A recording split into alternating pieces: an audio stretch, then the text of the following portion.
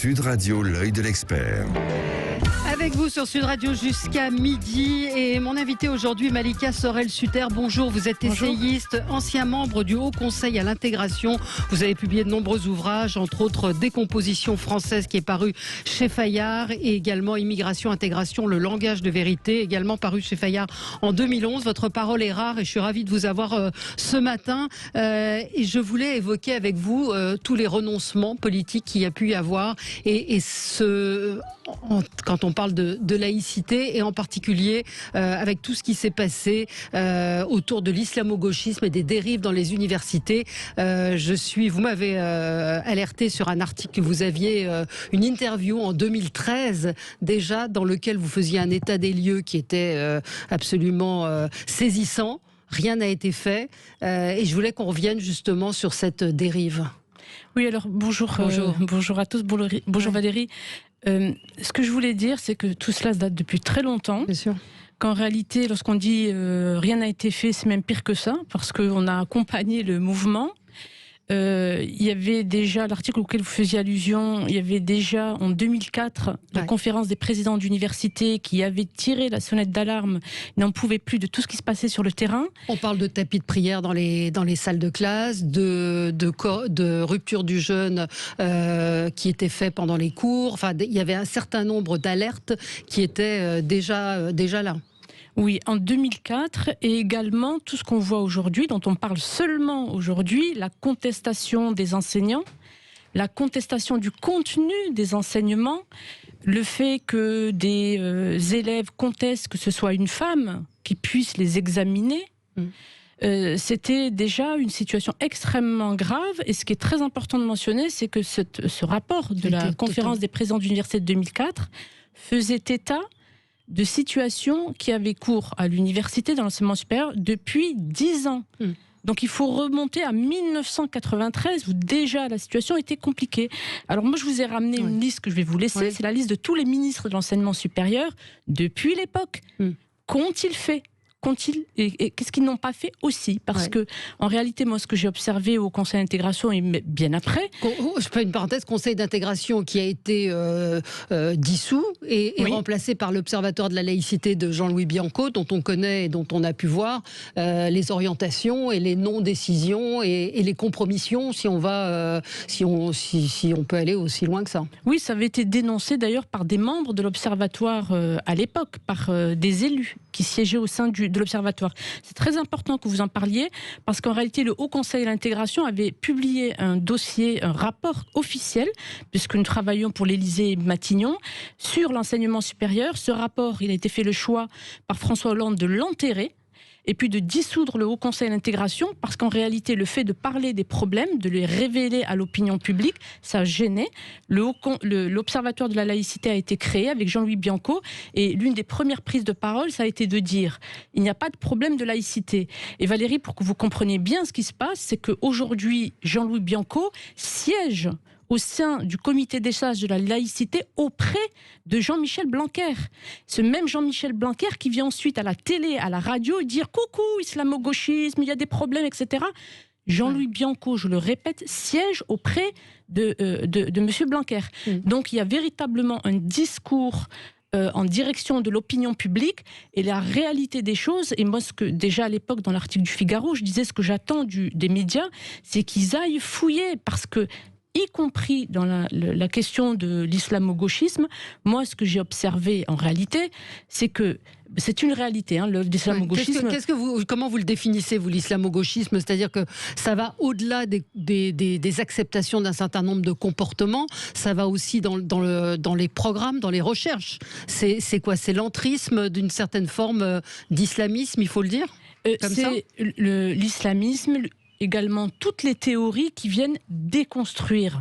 Et ce qu'il faut voir, contrairement à ce qui est dit depuis maintenant 2-3 semaines, on accuse les Américains, et vous savez, je les ai bien, moi aussi, pointés dans l'un de mes livres au travers de Wikileaks, ce que les câbles diplomatiques exhibés par Wikileaks avaient révélé, c'est-à-dire l'action des États-Unis en France pour aider à l'introduction de la race comme ligne de départage entre les personnes.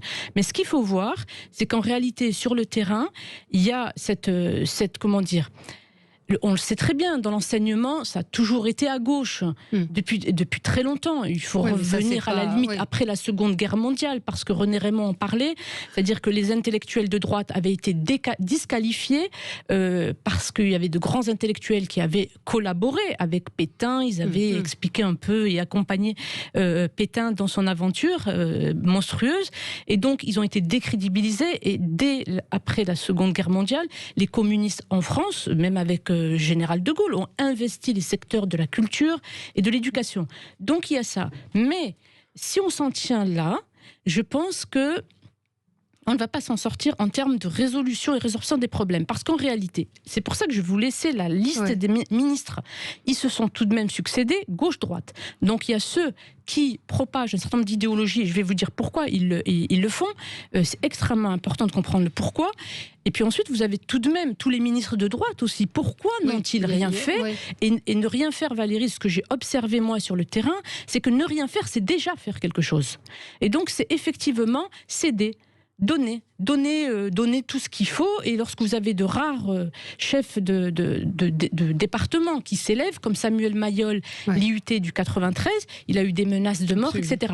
Donc si on s'en tient à l'islamo-gauchisme, je pense qu'on ne résout pas la question, et lorsqu'on pointe dans ce point-là les États-Unis, on se trompe. Parce qu'en réalité... Alors d'où ça vient ? D'où ça vient ? Ça vient de Jacques Derrida. C'est un Français. C'est lui, en 1966, lorsqu'il est arrivé à l'université Johns Hopkins aux États-Unis, qui a installé le concept de déconstruction. Et déconstruction de quoi ? De la pensée occidentale. Et dans sa pensée, tout y est, y compris le fait qu'on devait être hospitalier, accepter l'étranger sans condition, y compris s'il y a danger. Il écrivait comme ça, et il disait parce que l'hospitalité, si on y met des conditions, ce n'est déjà plus l'hospitalité. Et il introduisait le genre, la race, etc. Et il a beaucoup plu aux États-Unis à l'époque, aux universités, aux étudiants, parce qu'il disait, il apportait une coloration, c'était monochrome, et il apportait le fait que finalement tout ça, c'était une question de domination de la pensée occidentale, qu'on traduit aujourd'hui. En train de voir aujourd'hui. Mais complètement. Donc ça a intéressé les Américains, mais vraiment, c'est un Français, donc c'est Jacques Derrida, et c'est donc toute la pensée de 68 finalement, qui va revenir maintenant. Alors pourquoi est-ce qu'ils font tout ça, Valérie ? Parce que c'est une question de démographie. Et c'est une question aussi de terreur. Ils ont peur sur le terrain. Donc les responsables, et c'est pour ça que j'en reviens toujours aux politiques, les responsables politiques ne protègent pas les lanceurs d'alerte. Au contraire, les pointent. Samuel Mayol avait été mis en cause par Jean-Louis Salzman, qui était le président de l'université. Il a fallu, 28 mois après, un rapport de l'inspection générale qui réhabilite Samuel Mayol et qui disent oui, Samuel Mayol avait raison, finalement il y avait du prosélytisme, etc. etc. Donc vous voyez que c'est une question de démographie et c'est une question de peur. Les élites politiques ont peur, et le pire, Valérie, c'est qu'on dit c'est une question de démographie, mais il continue, c'est-à-dire qu'on observe qu'il n'y a pas, on l'avait noté dans les rapports du Haut Conseil d'intégration, l'assimilation existe qu'à la marge désormais, le processus d'intégration républicaine est complètement enrayé. Que font les élites politiques ? Elles continuent avec des flux migratoires extrêmement importants qu'on ne parvient plus à intégrer, j'entends culturellement. Et je vais citer une nouvelle fois Georges Marchais. Que disait-il ? Que toute cette politique en réalité, ça intéressait le patronat. Voilà. On revient toujours à l'utilité de l'immigration et le patronat, et régulièrement vous en parlez, la proximité du patronat avec les élites politiques. Et tant qu'on ne va pas s'occuper de ces problèmes de fond, on ne va rien résoudre. Qu'est-ce qu'on peut faire aujourd'hui ? C'est vrai que quand on lit encore une fois cet article qui date de 2013, tout y est.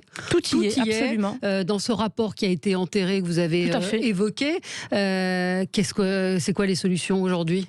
Alors le rapport, qu'il n'est pas trop tard. Et vous évoquez, et c'est aussi ce qu'évoquait Jamila Ben Habib dans son livre Ma vie à contre-courant. Vous avez vu ce qui s'est passé en Algérie, et ce qui s'est passé en Algérie, toutes les deux, vous aviez annoncé que ça arriverait en France. Et c'est ce qui est en train de se passer. Absolument, tout à fait. C'est-à-dire la prise de pouvoir des radicaux islamistes.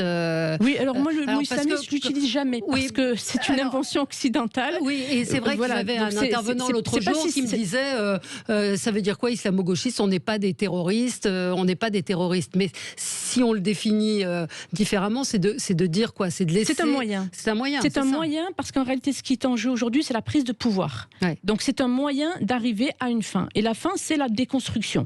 Donc tout ce que font les Occidentaux.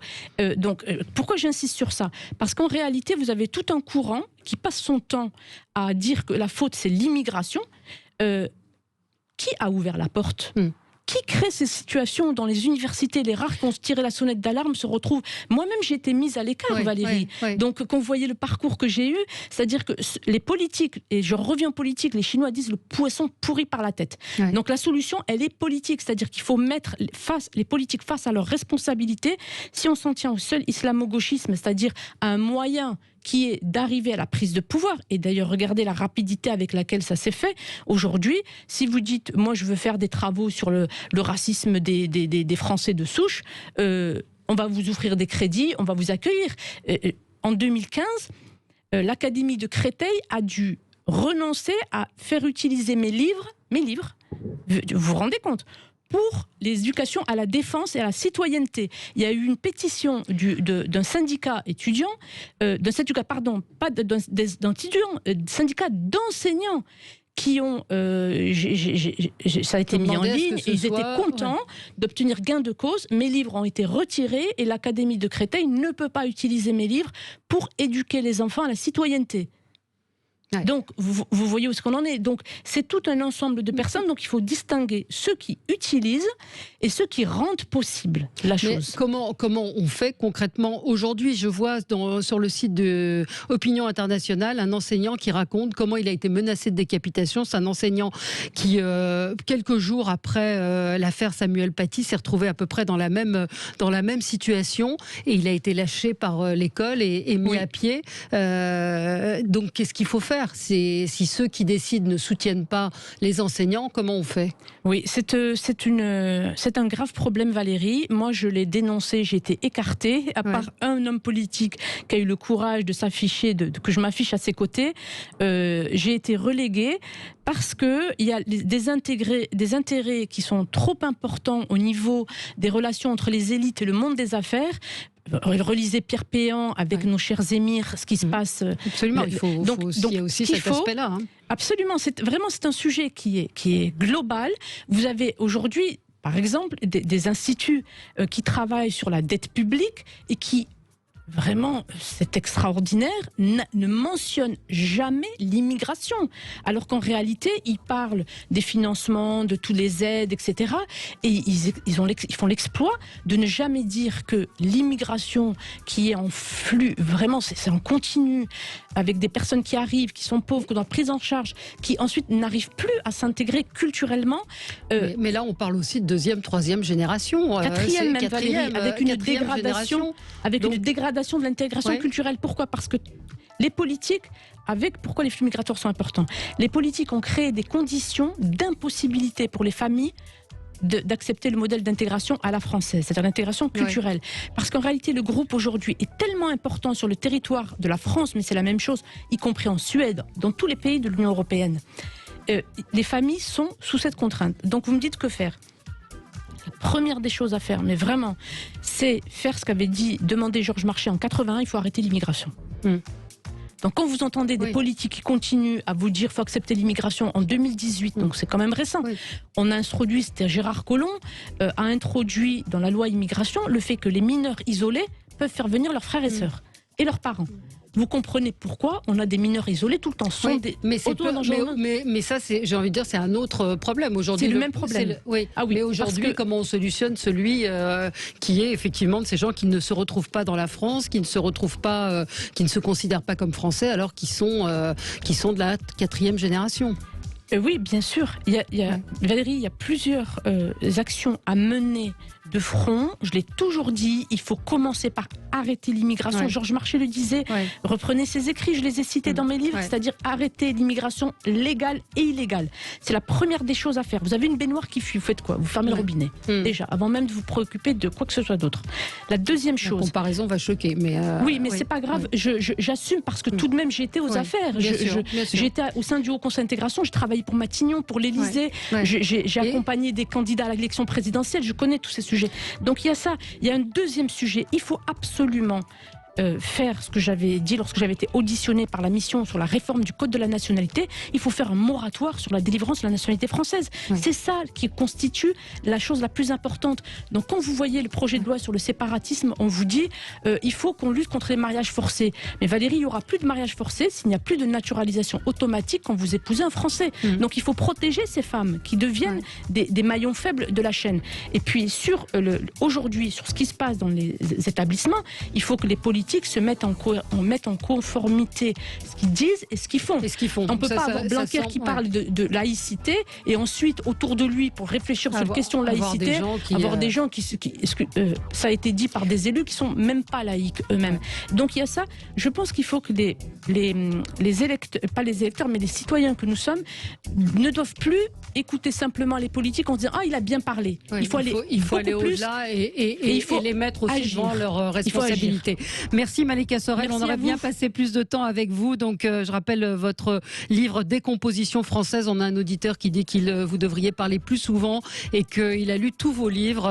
Effectivement, c'est un éclairage et surtout ce qui fait froid dans le dos, c'est que depuis 2004, 2013, les signaux d'alerte sont là sur cette décomposition. Merci Malika Sorel. On se retrouve dans un instant pour commenter l'actualité.